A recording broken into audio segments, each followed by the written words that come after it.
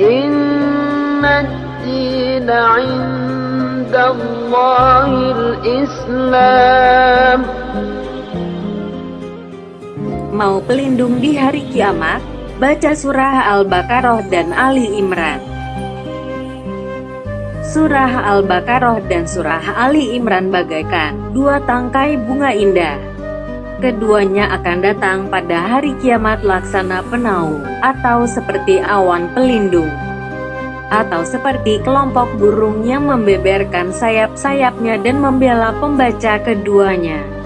Maka bacalah surat Al-Baqarah, sebab di dalamnya terdapat keberkahan. Sedangkan meninggalkannya adalah kerugian. Bahkan, para pelaku kebatilan, para ahli sihir pun tak mampu menembusnya. Surah Al-Baqarah. Surah Al-Baqarah adalah surah kedua dalam Al-Quran.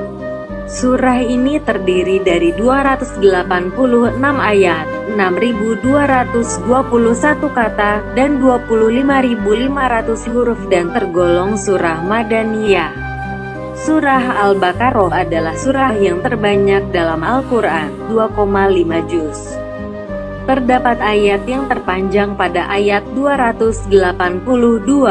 Dinamai Al-Baqarah bermakna sapi betina sebab di dalam surah ini terdapat kisah penyembelihan sapi betina yang diperintahkan Allah kepada Bani Israel.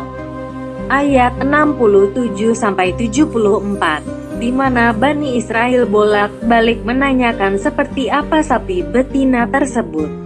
Surah ini juga dinamai Fustatul Quran, puncak Al-Quran, karena memuat beberapa hukum yang tidak disebutkan dalam surah yang lain. Dinamai juga surah Alif Lam Mim karena ayat pertama di surah berisi 3 huruf Arab yakni Alif, Lam, dan Mim. Surah Ali Imran. Sedangkan surah Ali Imran adalah surah ketiga dalam Al-Quran. Surah ini terdiri dari 200 ayat dan termasuk surah Madaniyah. Dari permulaan surat hingga ayat 83 merupakan ayat yang turun berkenaan dengan delegasi Najran. Dinamakan Ali Imran karena memuat kisah keluarga Imran yang dalam kisah itu disebutkan kelahiran Nabi Isa alaihi salam, persamaan kejadiannya dengan Nabi Adam alaihi salam, kenabian dan beberapa mukjizatnya, serta disebut pula kelahiran Maryam binti Imran. Surah Al-Baqarah dan Ali Imran ini dinamakan Az-Zahrawan, dua yang cemerlang, karena kedua surah ini menyingkapkan hal-hal yang menurut Al-Quran disembunyikan oleh para ahli kitab, seperti kejadian kelahiran Nabi Isa alaihi salam dan kedatangan Nabi Muhammad Shallallahu alaihi wasallam. Pada ayat 7 terdapat keterangan tentang pedoman cara memahami isi Alkitab. Keutamaan khusus membaca surat Al-Baqarah dan surah Ali Imran diantaranya diungkap dalam riwayat Abu Umamah. Dalam riwayat tersebut, Rasulullah Shallallahu alaihi wasallam bersabda, bacalah dua tangkai bunga indah, yakni surat Al-Baqarah dan Ali Imran. Sebab keduanya akan datang pada hari kiamat laksana penaung, atau seperti awan pelindung, atau seperti kelompok burung yang membeberkan sayap-sayapnya dan membela pembaca keduanya. Maka bacalah surat Al-Baqarah, sebab di dalamnya terdapat keberkahan. Sedangkan meninggalkannya adalah kerugian. Bahkan para pelaku kebatilan, para ahli sihir pun tak mampu menembusnya. Hadis riwayat Ahmad. Bahkan dalam tafsir Salabi diutamakan sekali membacanya pada malam Jumat. Siapa saja yang membaca surat Al-Baqarah dan surat Ali Imran pada malam Jumat, maka pada hari kiamat akan digantikan untuknya sayap-sayap yang terbang membawa keduanya di atas sirat.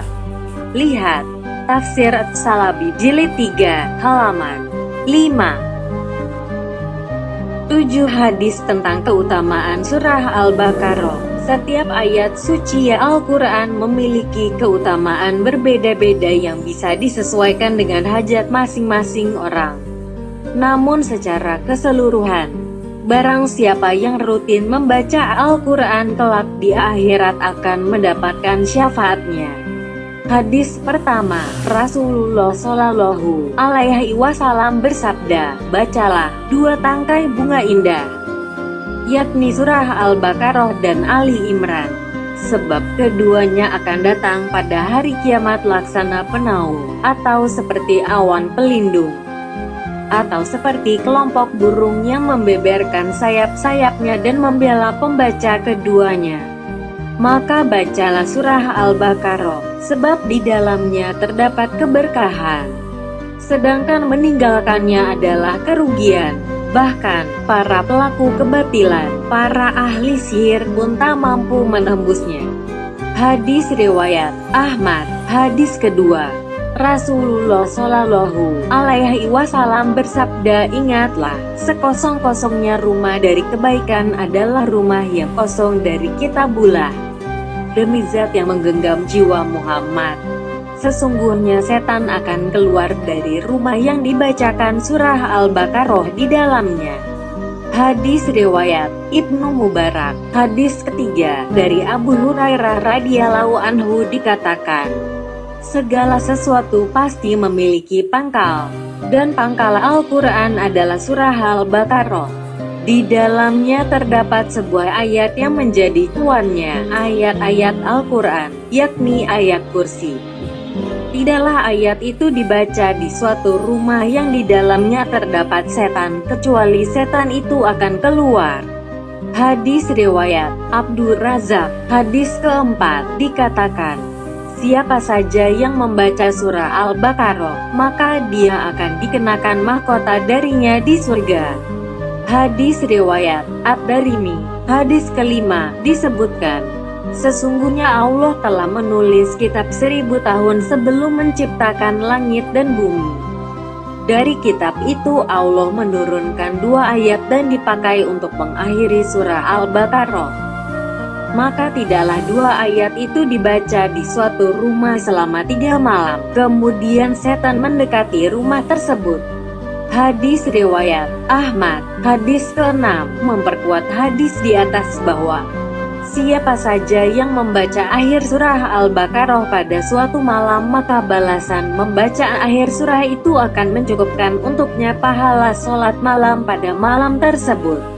Hadis riwayat Abdur Razak. Hadis ke-7, dikatakan oleh Ibnu Mas'ud bahwa Rasulullah Shallallahu Alaihi Wasallam bersabda, barang siapa yang membaca 4 ayat pertama surah Al-Baqarah, kemudian ayat kursi, kemudian 2 ayat setelah ayat kursi, kemudian 3 ayat terakhir surah Al-Baqarah, maka dia dan keluarganya tidak akan didekati pada hari itu oleh setan. Tidak pula didekati oleh sesuatu yang tidak disukainya. Dan tidaklah 2 ayat dibacakan pada orang tunagrahita, daya pikir lemah, kecuali akan sadar atas izin Allah. Hadis riwayat Ad-Darimi. Dari hadis-hadis di atas, ayat kursi sebagai bagian dari surah Al-Baqarah menjadi ayat yang sangat istimewa. Dalam sebuah riwayat disebutkan, barang siapa yang membaca ayat kursi setiap usai sholat, maka tidak ada yang mencegahnya masuk surga kecuali kematian. Dan siapa saja yang membacanya ketika mulai berbaring tidur, maka Allah akan memberi keamanan kepada rumahnya, rumah tetangganya, dan rumah-rumah lain di sekitarnya. Hadis riwayat At-Tabrani. Tidak hanya itu, keutamaan ayat kursi juga dijelaskan dalam riwayat lainnya. Orang yang membaca ayat kursi setiap usai sholat fardu, maka kedudukan orang itu seperti orang yang berperang membela para nabi Allah hingga gugur syahid. Hadis riwayat Ibnu As-Sunni. 5 keutamaan membaca surah Ali Imran. 1. Disifati orang kaya. Dari sahabat Abdullah bin Mas'ud radhiyallahu anhu, barang siapa membaca surat Ali Imran maka ia adalah orang kaya. Sedangkan jika ia seorang perempuan maka ia adalah orang yang berhias. Abu Muhammad berkata, muhabirah berarti perempuan yang berhias. Hadis riwayat At-Darimi nomor 3261. 2. Ditulis pahala sholat malam. Dari sahabat Utsman bin Affan radhiyallahu anhu, barang siapa yang membaca akhir surat Ali Imran pada malam hari, maka ditulis baginya pahala sholat malam. Hadis riwayat At-Darimi nomor 3262. 3. Didoakan malaikat. Barang siapa yang membaca surat Ali Imran pada hari Jumat, maka para malaikat mendoakan untuknya sampai tiba malam hari. Hadis riwayat At-Darimi nomor 3263. 4. Sebaik-baik perbendaharaan. Sebaik-baik perbendaharaan orang fakir adalah surat Ali Imran yang ia baca ketika melakukan sholat di akhir malam. Hadis riwayat At-Darimi nomor 3264. 5. Obat bagi penyakit gila. Telah menceritakan kepada kami, Muhammad bin Sa'id telah menceritakan kepada kami, Abdus Salam dari Al-Jurairi, dari Abu Salil, ia berkata, ada seseorang terluka mengeluarkan darah. Ia melanjutkan, lalu orang itu singgah di lembah Majana, sebuah lembah yang tidak seorang pun berada di waktu sore kecuali menjadi gila. Sementara di tepi lembah ada 2 orang pendeta. Ketika orang itu berada di waktu sore, salah seorang pendeta berkata kepada temannya, demi Allah, celakalah orang itu. Ia melanjutkan, lalu orang itu membaca awal surat Ali Imran, maka kedua pendeta itu berkata, ia telah membaca sebuah surat yang baik, semoga ia selamat. Ia berkata lagi, maka selamatlah orang itu.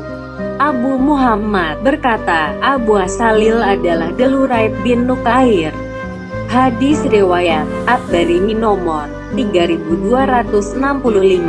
Wallahu alam biswawab. Semoga bermanfaat. Wassalamualaikum warahmatullahi wabarakatuh.